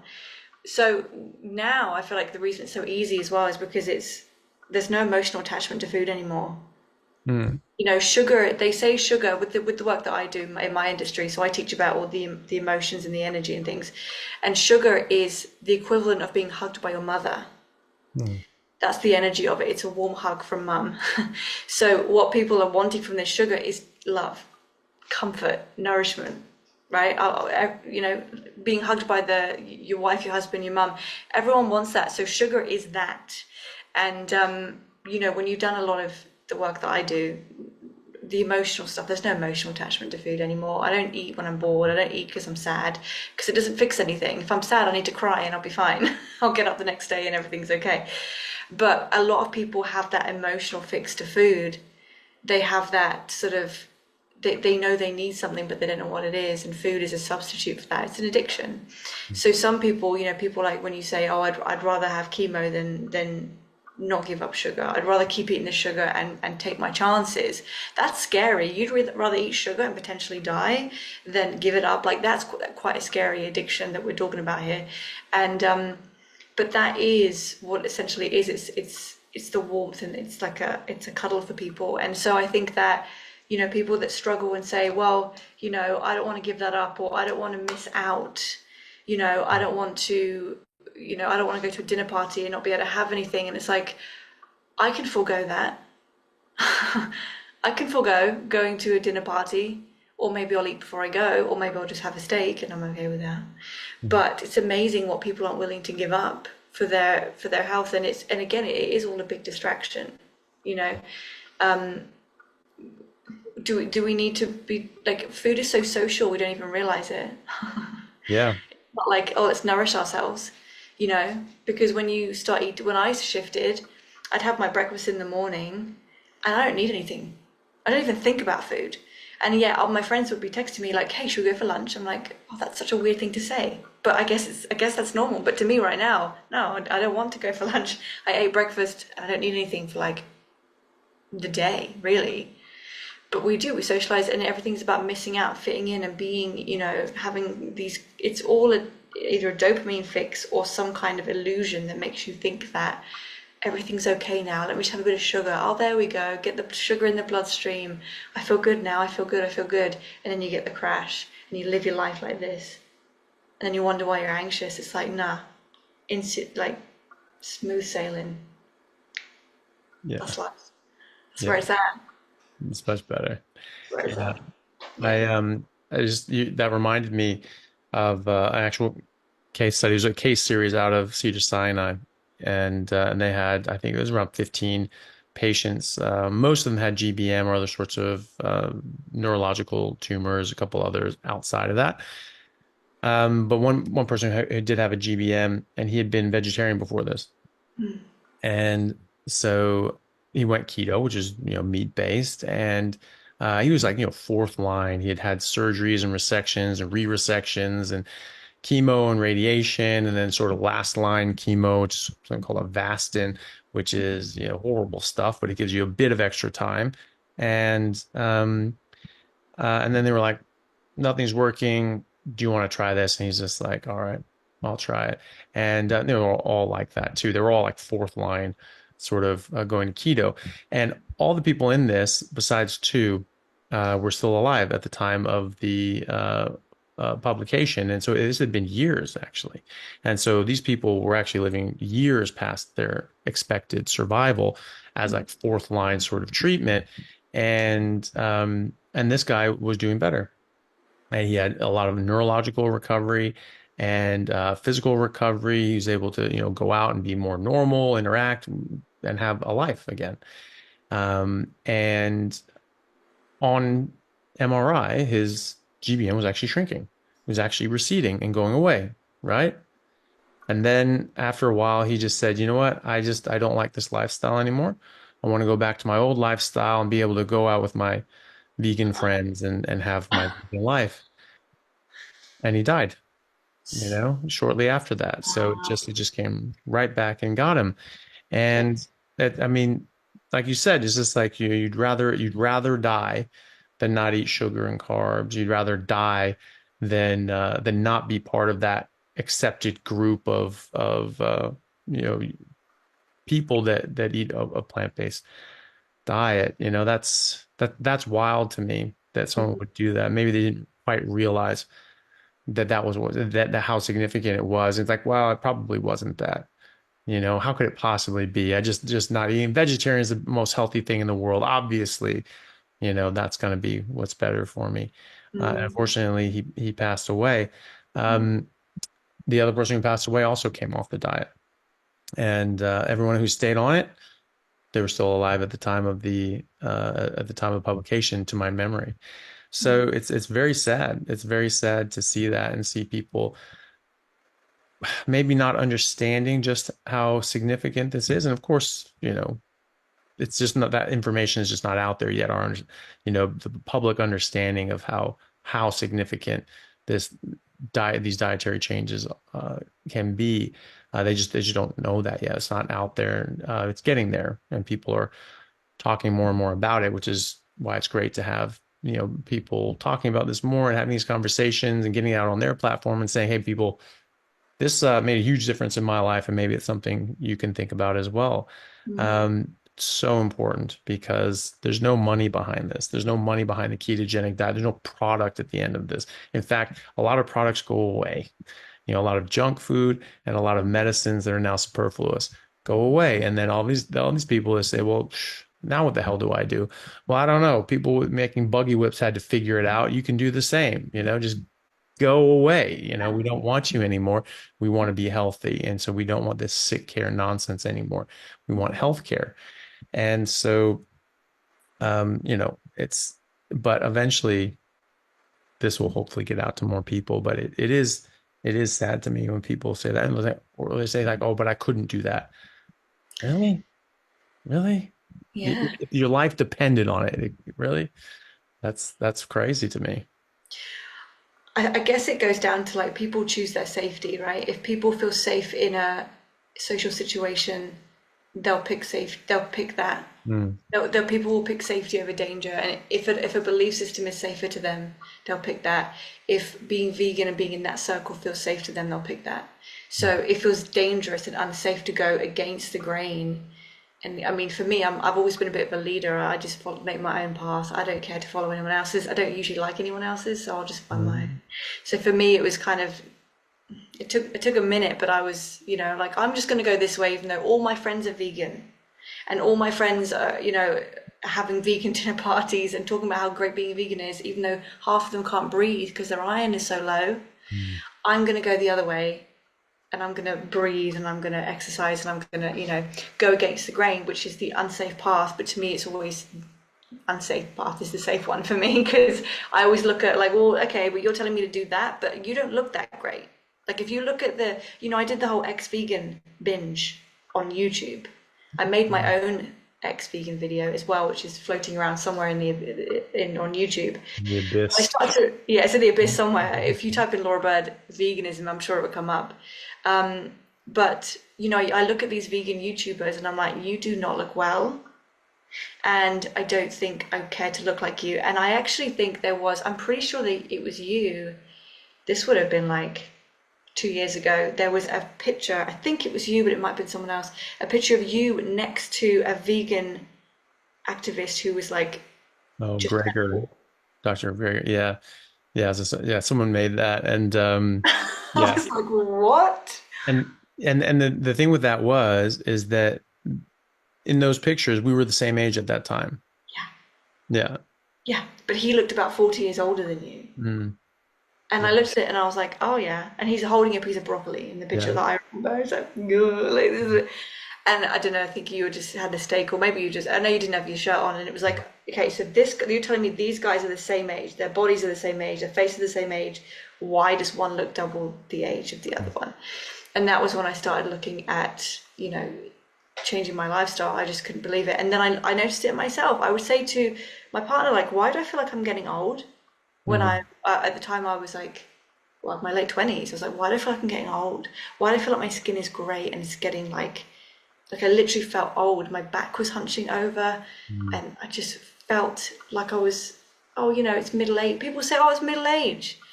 I was like, I'm 28. I shouldn't be having arthritis right now. Like, this is not right.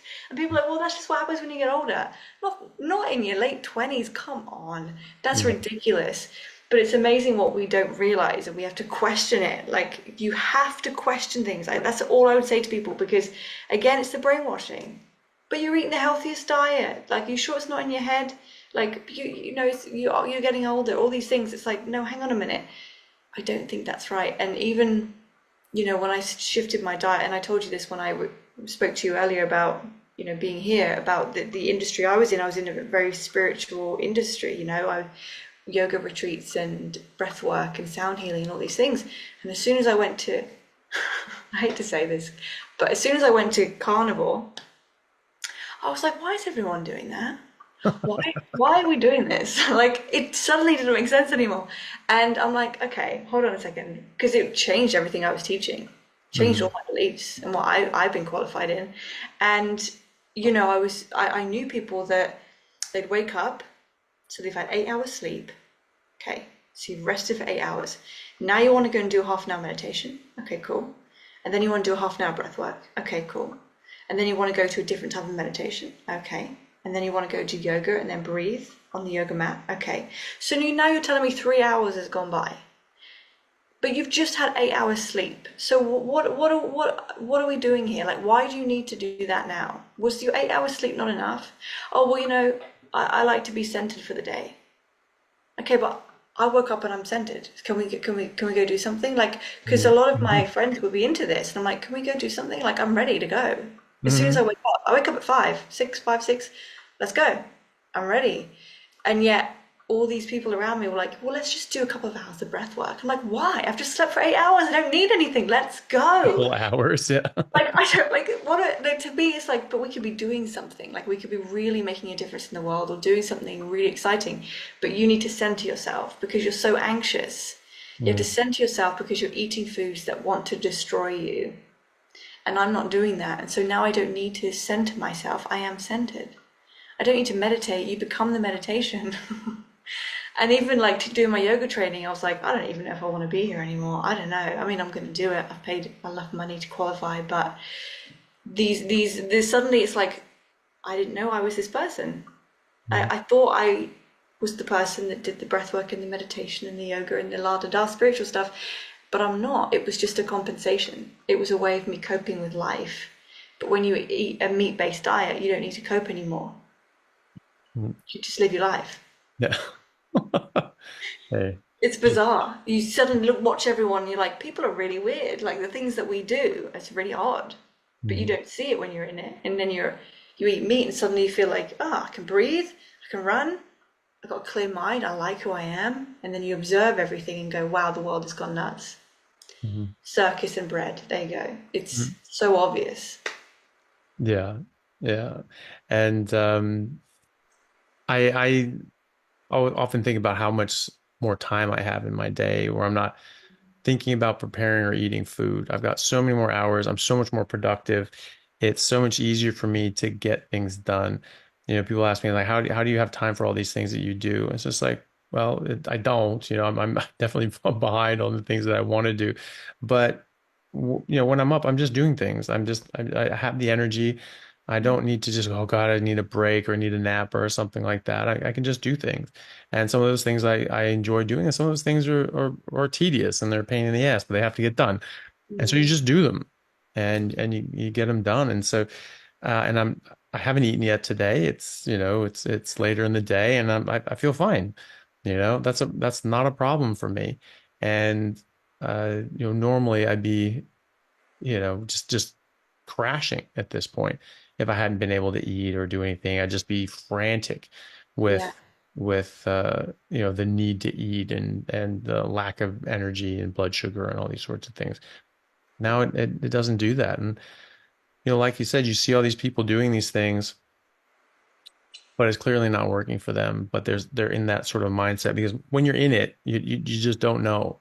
You don't know what it is. And when you're a serf in, the Middle Ages, you don't know that things can be different. You don't know of ancient Athens. You don't know of the future in America and what the future of Great Britain will be. You just don't know. You don't know what that's going to be. You're just in it, and that's just your reality. And then all of a sudden you step out of it and you just go, that was bullshit. That Yeah. was bullshit. And you just don't know unless you get out of it. And thankfully that we have, at least for this, we're able to step out of it. And I think of the Robert Frost poem, two paths, diverge in the woods, and I chose a path less traveled, and that's made all the difference. And it really has, when you go against the grain, when you go against what other people do, you don't just, because we're social creatures, we're sort of family community animals, and we're trying to, okay, well, this is what everyone's doing, so that's where safety is. Yes, that's true. And you can take the safe path, but it's not always the actual safe path. It's not always the right path. It's not always the one that's going to get you to where you want to be. And sometimes you have to say, you know what, I'm going to go on my own path and Mm. strike out and take a risk, and no risk, no reward. It was a lot of people like Jordan Peterson would say, hey, you need to go out and you need to fight a dragon. You need to fight something. You have to have a risk and you have to have consequences. But then and it can kill you. It can destroy you. But if you win, you get the treasure, you get the dragon, you get this whole big thing. And, Joseph Campbell talking about the same sort of thing, the hero with 1,000 faces and going out on this quest to do something. You're doing something different. You're going out, you're striking out. And the reason we have a story about this individual who did it is because no one else did it, right? This is the Yeah. person that struck out and did something on their own and tried something new. And that's why we're writing stories about them. Yeah. Yeah. Yeah. Jordan Peterson is a great person to, Mm, his story is amazing. yeah, Yeah. definitely. Yeah. Yeah, I came across him right at the beginning, before he was, Jordan Peterson, when he was, I think it was Bill C-16 up in Canada, where he was saying, look, this is not a good idea. This is compelling speech. There's one thing about limiting it and saying, look, you can't incite a riot and you can't incite violence. You can't say, hey, someone should kill that guy, something like that. You can't say that. Mm. Um, that's fine, stopping certain incendiary speech. But when you're compelling speech, you're telling someone they have to say something that they don't believe to be true. That starts you down a very, very, very different path, and that's dangerous. And he said, "Look, this is a direction that we went with Nazi Germany, with the USSR, with these other sort of despotic regimes that came up in the 20th century, and that's a very, very dangerous road to go down."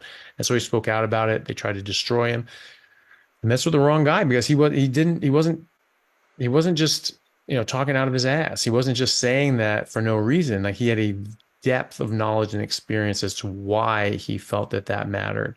And so he was able to, to fight back. And, them trying to destroy him actually catapulted him into international fame and recognition, Mm. albeit a lot of people trying to tear him down and him having to defend himself. And now they just don't mess with him, really. It's just like, Yeah. it's just not going to work. They're Yeah. just like, all right, you just go over there, and we just will try to ignore you.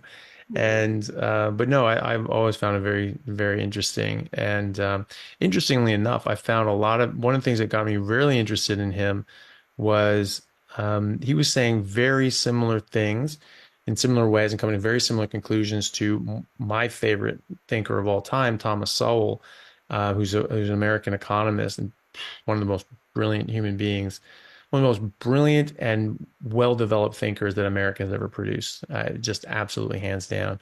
And um, Jordan was coming to similar conclusions that Thomas Sowell was, but from a different direction. He was coming from a psychology of the man and historical point of view, because he was obviously a student of history, and then Sowell from logic, philosophy, economics, and historical point of view, and they were coming to very similar conclusions. And it was just like, oh, like, has Jordan read Sowell? Like, he must be a fan of Sowell. And I sort of saw something he was talking about where he got put onto a Sowell book, and it's like, oh, this is, it's very interesting. I'll have to see what I think about it. I'm like, holy shit, he hasn't been reading it. So he actually independently came up to similar things that Yeah. Sowell said. I was very impressed by that, Yeah. and I sort of wanted to know more, and so I started sort of looking into him more. But no, I think he's been a very interesting person to follow. Has a lot of very interesting ideas, and I think at the very least, what you can say is that he's opened the conversation up in Mm. very positive ways. Whether you like him or you don't like him, he's at least opened the discussion and the conversation, at least held the door open for other people to have a conversation in the first place. Because when he came to prominence, it was because they were trying to shut that door and shut down that conversation and say, you're not allowed to have that discussion at all. And so whether you agree with them or not, at least you have the ability to agree with him or not. Whereas the people that he's been pushing back against were trying to shut down that conversation and make it so that conversation never happened. And whether you agreed with it or not, it didn't matter. You weren't allowed to talk about it. And so obviously that is not a world that any of us want to live in. Hey everyone, if you need a little extra help getting started on a carnivore diet and my online resources that I have for free aren't enough for you, you can go to www.howtocarnivore.com and sign up for a 30-day carnivore challenge where you'll have online resources, group support, weekly Zoom meetings, as well as the ability to chat live with myself, Simon Lewis, and the others in the challenge who can help you and support you and give you extra advice and help you along the way. So if that sounds like something that would be beneficial to you, then please go to howtocarnivore.com and sign up. All right. Thanks, guys. We'll see you there. Yeah, if you Google I mean, I Googled him like 10 years ago when he was talking with Michaela when she was really sick. And if you look at him then Yeah. and look at him now, it's scary, Mhm. the difference. Like, the man glows now. Whereas if Yeah. you look at him 10 years ago, he was pale, he was depressed. He literally talked like this and was like, well, my daughter is very sick and no, no, no. Whereas now he just literally shows up like he owns the place. His skin Mm, is glowing. He's lost all that weight. He's not depressed. mm, Like even just looking at the difference in him and Michaela from mm. switching to a carnivore diet is incredible. But I always felt like he's the Alan Watts of his generation, the kind of the free thinker and allowing people to open their mind up and letting men be powerful and letting women be powerful in their way. He's definitely kept avenues open for everyone. And he's a Yeah. big advocate for this diet. And yeah, I remember Googling him, like, when did he even start this? And just finding like an interview from him, I don't know, like 10 years ago. And I was like, wow, is that him? Like, Mm. I've never seen him look like that. He was overweight, pale, depressed, like he's different. It's incredible. I highly recommend people go and look at that. It's Very different. amazing. Yeah. Yeah. Yeah. I saw a TED talk of his, where before, he came to prominence and he was talking about, his this field in psychology, and he was quite a prominent figure in that field. So, but yeah, it was very slow moving, very poor Yeah. posture, sort of hunched down this big gut, Yeah. very, very big trunk, sort of trunk obesity, uh, thin hair, Yeah. I His hair's mean, like thicker very now. thin, yeah, way thicker. And so very thin, face was all puffy and inflamed, and yeah, and he's just moving around. And he's talking about these things, and he's trying to sort of talk in certain ways that if they were coming from Jordan Peterson now with that energy and life and vibrance, they would hit with a lot of impact. But because he was just in the doldrums of his own health, and he was just sort of well, saying these sorts of things. It was like it just didn't have the same punch, and so yeah, I mean, you just see a very, very different side of him now that he's healthy, and which is great for all of us. I just really wish I could get a hold of Thomas Sowell. I don't know if anybody knows Thomas Sowell or is friends with him. Please reach out to me. I would love to get in touch with him and get that man on a carnivore diet so we can get another 30 years of his brilliance, because he's in his 90s now, but he's still pumping out books. So he published a book on his 92nd birthday, Wow. and the man is just iconic and prolific. Yeah, have you come across him before? I don't know him. I've never heard of him. I'll have to He look at. is he's like he's like the pinnacle of thinkers, of modern thinkers. And I seriously, I think he is quite honestly the most brilliant and well-developed thinker that America has ever produced. I Hands down, and he has, as he said about Milton Friedman, who's a Nobel Prize winner in economics. That was his mentor in his PhD.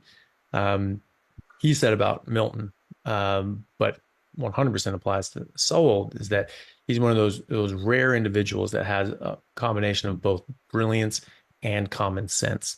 Mm, And you can listen to Sowell, get people coming after him with all these, like, well, look at his stats and this and this and this and this and this and this and this, and in one sentence he'll just cut it all to the quick and just be like, this, and you're just like, oh, look at that, and he just has such grounding and base of knowledge and understanding that he just knows all the arguments, and he knows all the stats, and he knows all the statistics, and you can have these things, like, these problems in modern life and politics is raging for weeks, and debates on news programs and in Congress and all these sorts of things, and then he'll just write a 750 word essay. He's been syndicated columnist for decades, and not he's stopped that, but he's still writing books. But he stopped his column a couple of years ago. But he writes 750 word column about, it's like, okay, so this is what these guys are saying. This is what these guys are saying. Here's the evidence behind it. Here's the thing. Here's what's actually going on. And you show that. Yep, that's it. That's all there is. It's the end of the discussion. It's like he writes like it's like a mathematical proof. mm, It's just like this, so logical. It's beautifully written. He's a beautiful writer. mm. It's really interesting to listen to, but it is so logically airtight, and it's just facts and data, and he just lays it out. He doesn't tell you this is what you should think. He just says, like, look, here's the information. Do with it as you will. Yeah. And you're like, yeah, well, that's it. That's just airtight. I love that. And no, he's absolutely amazing. I think you'd be really fascinated by his work. Yeah, it sounds like it. Because I love how Jordan Peterson can do that same thing. They Yeah, throw something at him and he just goes, da, da, da, da. That's it. He yeah, doesn't use extra words or fluffy words or try and pad anything out. He just says it as it is. Here's your statistics. This is what we've done. This is why you think that. This is what it is. Done. It's yeah, incredibly impressive. So I would be interested in someone like him, yeah, for sure. yeah. We should definitely check out his books. That means things like Economic Facts and Fallacies, Wealth, Poverty, and Politics. Uh, the quest for cosmic justice. Talk about like social justice and all that sort of stuff. He's like, no, well, no, it's not even that. It's cosmic justice because we're saying, well, it's not fair that someone's born with a disability. We need to even that out. And so it's like, okay, well, it's unfairness of the cosmos. That someone is born. They can't. They aren't as intelligent or they aren't as fast, and we have to just even up every aspect of society, even if it's something you're born into. And he's great when he talks about this sort of stuff. But a good place to start are with those books. But um, he has a couple appearances on a show called Firing Line, which is a guy named William F. Buckley. That was his show for 30 plus years. And Sowell was on that a number of times, as was Milton Friedman and Friedrich Hayek and all these sorts of people that sort of brought free market economics back to the Western thinking. And they were all like socialists and Keynesians. And Milton Friedman was one of FDR's, you know, uh, uh, Great Depression sort of economists. Well, how are we going to fix this? What are we going to do? And all this sort of stuff. And he saw like, hey, we're trying all this Keynesian economics. We're trying all this deficit spending. Trying terrible idea. This was terrible. It just didn't work. And so then we're like, nope, we got to go back. Got to go back to this. And but anyway, on Firing Line, Thomas Sowell has been on as Sowell. That's how you spell his last name, Thomas Sowell. And he was on there. And so how Firing Line works is you have a book that comes out or something that goes on, and Buckley will talk to you about it. And if he sort of agrees with you, he'll ask you a bunch of things and they'll talk about the book. But if he's, but it was Firing Line, so you got to be able to defend your position. So if he disagrees with your position, he'll go after you, right? And if he doesn't disagree with your position, he'll get someone else to go after you. And so, he's getting these law professors from Ivy League schools and economics professors from Ivy League schools and things like that to come after Sowell. And I mean, just it's like he's batting down children. I mean, the things that he says are just hilarious. And you almost feel bad. And you're like, oh my God, this is just like, this is embarrassing for this other person. I mean, they're just absolutely getting destroyed. He's not being mean. He's not like cussing at them or being rude or anything like that. He's just like, no, like this is this. Like, what are you talking about? And it's absolutely amazing. So you watch those and you'll see, and they're talking about the exact same things we're talking about now. Yeah. Exact same issues we're talking about now. He addressed in his books 40 years ago, Mm. and it was case closed then, but we're still doing this because it pushes a political agenda. That's all there is to it. And it can get people fired up and voting for you and all that sort of stuff. But it's not true. These things are not the case. And when you look at that and the things you're looking at, you're like, wow, this is amazing. I had no idea about these sorts of things. It would change your mind on a lot of these things when you learn a lot of the facts about how these systems are run. Another really good one is just Applied Economics, Thinking Past Stage One. That's a fantastic book. That's a masterclass on how to think as opposed to what to think. It's a brilliant, brilliant book. And but yeah, in any case, I'll sort of leave that off. If people want to see that, they can. But just a final question before we wrap up. You mentioned how this sort of changed your views on the breath work and the meditation and these sorts of things, and how you can relate, just be more calm and be sort of more calm and peaceful partner. How has this affected your work with your clients, and your approach to things? Has that changed your work at all with them? Yeah, similar to what you were saying with your client, your patients, you want to tell them. Mm, So, if I'm working with a couple for example, and the man is saying, or the woman actually is saying, he doesn't listen. This is just common, right? He's not listening to me. He's not meeting my needs. He's not doing this, that, and the other. A lot of the time, when she feels that way, she's going to take that out on him. She's going to get frustrated with him, right? So I teach women how to speak to men to get them to actually hear you. So you have to speak to a man instead of at a man, right? So we do all these things. And I notice, I'm like, okay, if you were to do 30 days where you only ate meat, I want you to tell me if you start having different reactions to him. And some people have said similar to, I can't give up sugar. It's too restrictive. It's not restrictive. It's freedom, actually. It's freedom. I'm offering you freedom. You don't have to take it. But I've had, in the last few months, a couple of women say, oh, I'd be interested. Some women said, oh, I've done keto before, so maybe I'd be, I could do something like that. Well, that's better than nothing, so try it. And these women have come back to me with their husbands. First of all, the husband says this, thank you. I'm like, you're welcome. This is why you hire me, right? You're welcome. And she says to me, I'm just so calm. I'm not emotional anymore. So society has deemed women, and we've deemed this for ourselves as well, we're emotional creatures. Yes, we are. We feel everything. Yes, absolutely. We're very sensitive, but we're not as emotional as we think. We're just hungry. So it's actually brought couples together. So I've seen a difference in my work in that respect. It's brought couples together. It's brought more peace. I believe that if you are peaceful with your partner, you'll have a better relationship, you'll have a better family, better kids, and all this kind of stuff, because there's more peace. We can't, if you raise kids in stress, what do you think is going to happen? It's just a vicious cycle. So for those people, it's definitely noticed a difference. And when it comes to, even me working with them, I've got more energy for them. I've got more energy to make content and put my stuff out. But it's just finding people that are willing to do that. People think it's restrictive, and I do understand that mindset, because you say you have to give up this, and this, instead of you saying, I'm offering you your freedom if you want it. People are scared to let go of what they know, because again, it's not safe. They only want to go with what's familiar, because that's what the brain picks, familiarity. So sugar is safe because it's all I know. But if people are willing to go in the opposite direction of society, I always say, look at society. If you like what you see, do what they do. If you don't like what they see, do not copy. Go the other direction. I looked at what around and I said, I don't want to participate in this clown show anymore. So I'm out. And I found the carnivore diet because I find it ridiculous how we've been functioning for so many years. It's a joke, and I don't wish to participate. So yeah, I notice a big difference, especially for those who are willing to do it.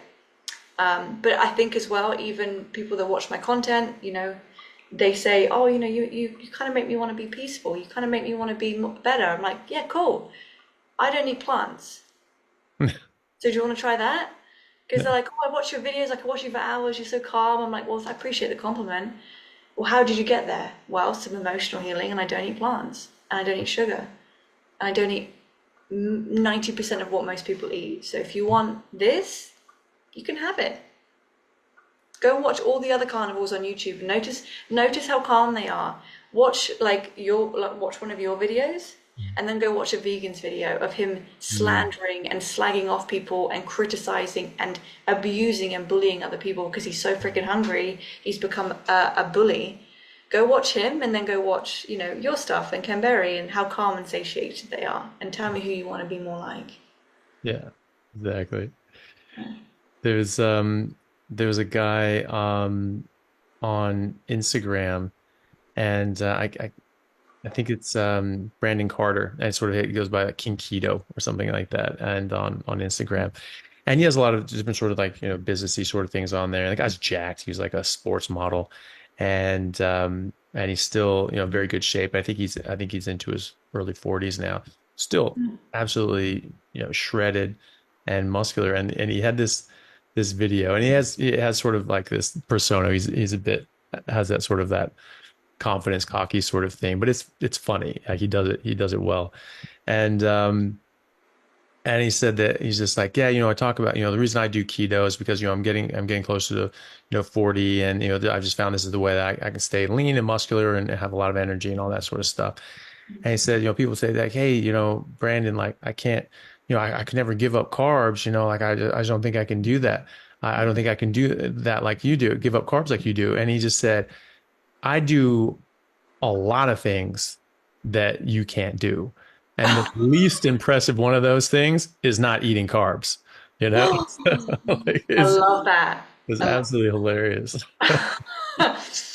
It's so true though. Well, people, I mean, people really have to focus on what you're gaining and not what you're losing. Mhm. Like, really, you're choosing a piece of bread. What does bread taste like? It tastes like nothing. Mhm. You want that over like freedom and peace and health. But it does give you, like, when you eat this way, it does give you this feeling of being a superhuman. Like, yeah, you can't do what I do. Like, you Yeah. can't give up sugar and bread. You're tired, but I'm not. So, see ya. Yeah. I'm gonna go do what I gotta do. Yeah. Yeah. Yeah. It's really funny. Yeah. Great. Well, Laura, thank you so much for that. I think it's sort of time I kept you for 2 hours and sort of time's flown by. I didn't realize that, so I'm sorry. Hopefully, it didn't keep you too late, but it was absolute pleasure. Thank you so much for coming on. Please let everybody know, how do we get a hold of you? How do we follow you and see more of your work? Yeah, so my brand, my company is called Reigniting Women. So people can go to reignitingwomen.com if they want to find me or look at my courses and classes. And if they go on any social media platform and type in Reigniting Women, that's where they'll find me. YouTube, Instagram, all of the social medias is same name. So they'll find me. Yeah, thank you. Thank Perfect. you for having me. I appreciate this. Oh, you're very welcome. Yeah, and I'll put all those links in the description for people can find them, and please do go check out Laura and all her great work. So, Laura, thank you so much. It's been a pleasure. Thank you very much. Thank you. Hey guys, thank you very much for taking the time out to listen to what I had to say. If you like it, then please like and subscribe to my YouTube channel and podcast. And if you're on YouTube, then please hit that little bell and subscribe, and that'll let you know anytime I have a new video out, which should be every week, if not more. And if you could share this with your friends, that would help me get the word out and let me know that you like what I'm doing. Thanks again, guys.